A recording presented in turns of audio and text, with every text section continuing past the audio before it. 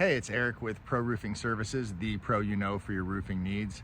So I'm out here in West Bradenton doing a shingle repair estimate, and just want to give you some quick tips for troubleshooting if you're trying to diagnose a problem yourself and figure it out.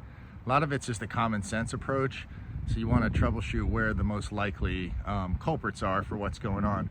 So if you look down here, there's some black marks. You'll see that's some roof cement that was put on from the solar penetrations. They maybe moved a panel, something like that, and they sealed up those holes. So that's one possibility.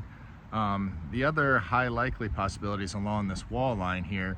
There's some wall flashing that typically fails when there's a lot of wall volume in a roof-to-wall junction like this. And the last culprit and possible part of the problem is down in the corner of the wall. There's a big crack in the stucco, a pretty significant crack, but from what I saw coming up the ladder, it looks like it's most likely causing an issue in the overhang.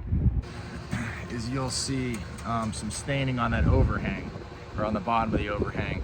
So there's a high likelihood that there's some rotted wood under there.